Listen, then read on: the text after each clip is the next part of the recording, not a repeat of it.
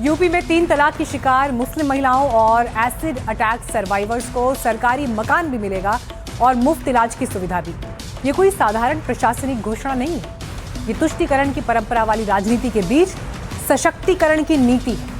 माना जा रहा है कि सीएम योगी आदित्यनाथ की ये पहल यूपी की सियासत में एक ऐसे वोटर वर्ग को जन्म देने जा रही है जो अब तक साइलेंट था।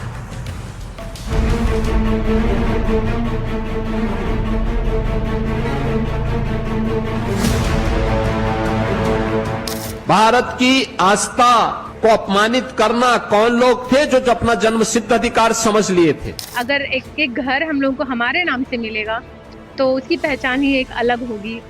सत्ता का रास्ता आधी आबादी के समर्थन से निकलता है और 2027 से पहले उत्तर प्रदेश के मुख्यमंत्री योगी आदित्यनाथ ने चुनावी बिसात पर बड़ा दांव चल दिया है।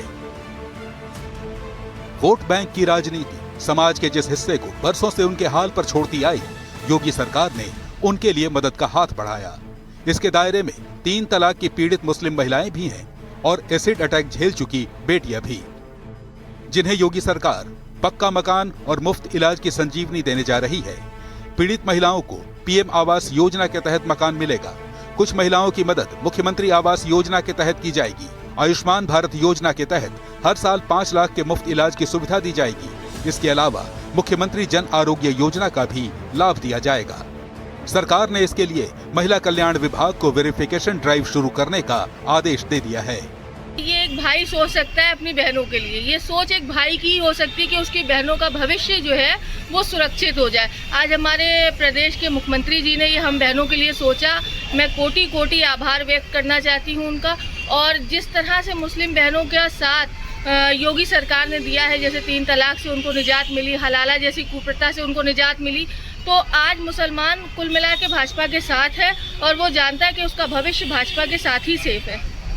भारतीय जनता पार्टी की हमारी जो सरकार है ये हमेशा महिलाओं के हित की बात करती है और अल्पसंख्यक महिलाएं जो तलाक से पीड़ित हैं उसमें आवास योजना, आयुष्मान योजना, जो अपनी एसिड अटैक पीड़ित महिलाएं हैं उनके लिए सरकार एक बहुत अच्छी पहल कर रही है और इसमें अल्पसंख्यक समाज की जो पीड़ित महिलाएं हैं उनमें खुशी की लहर भी है। अच्छा कर रहे हैं तलाकशुदा महिलाओं के लिए, बेवाओं के लिए, जो बच्चे पढ़ नहीं पा रहे उनके लिए, और जो लोग हैं उनके लिए अच्छा है, आगे कोशिश की जाए। सामाजिक और आर्थिक असुरक्षा के कारण मुस्लिम महिलाएं बीजेपी के इस कदम को सीधे अपने फायदे से जोड़कर देख रही हैं, तो एसिड पीड़ित बेटियां भी सरकार के ऐलान से खुश हैं। बहुत अच्छा उन्होंने पहल की है एसिड अटैक सर्वाइवरों के लिए, क्योंकि बहुत सारी महिला सभी महिलाओं के साथ में ऐसा होता है कि अटैक के बाद में उनकी ज़िंदगी ख़त्म हो जाती है एक तरह से। पर जब कोई इतना अच्छा काम कर रहा है, पर मैं चाहती हूँ जो काम करने की जो उन्होंने बोली है पर इस काम को पूरा करे भी। अच्छी बात है, अच्छी पहल करी है सरकार ने, और सरकार आई और बड़े बड़े दावे किए हैं मगर कोई दावा पूरा नहीं किया है। मगर अब देखते, अब जो सरकार आई है वो दावा कर तो रही है मगर पूरा करेंगे तो बहुत अच्छी बात है और मैं थैंक यू बोलना चाहती हूँ इस सरकार को।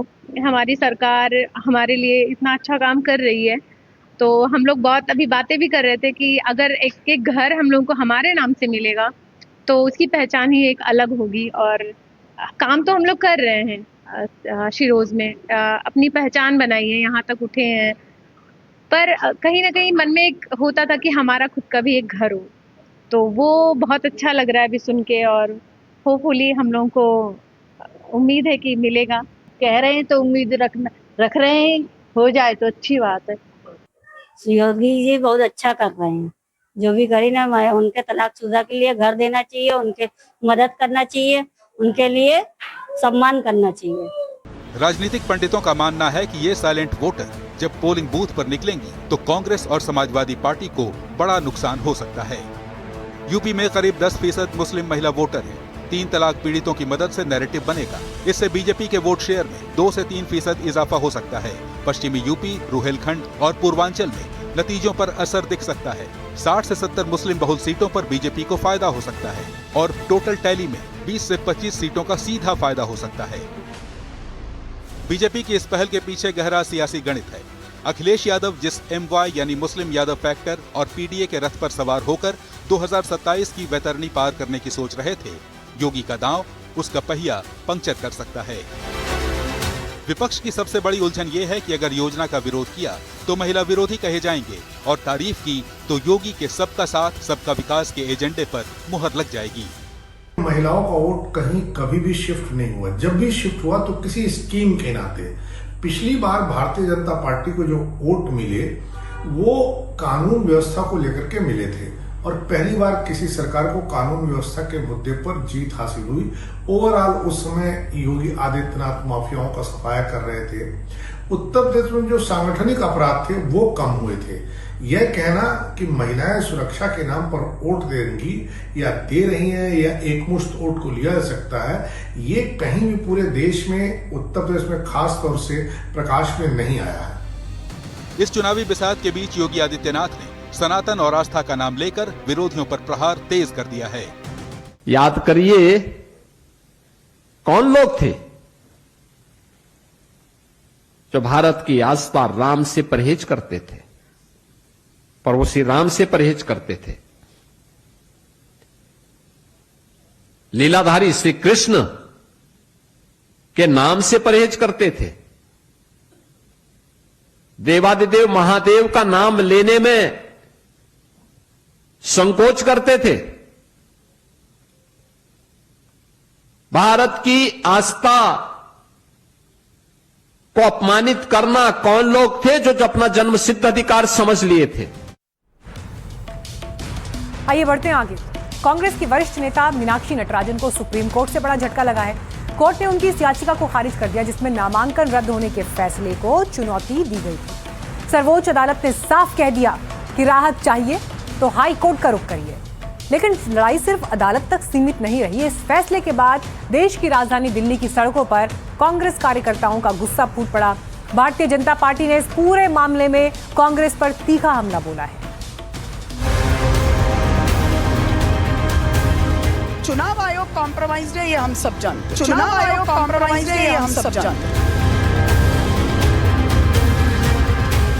कांग्रेस पार्टी को खत्म करने के लिए, डेमोक्रेसी को खत्म करने के लिए ये साजिश रख के ऐसी चीजें कर रहे हैं। State of Madhya Pradesh intervene कर रहा है in favour of BJP candidates. नामांकन खारिज होने के बाद सुप्रीम कोर्ट पहुंची मीनाक्षी नटराजन को आज बड़ा झटका लगा।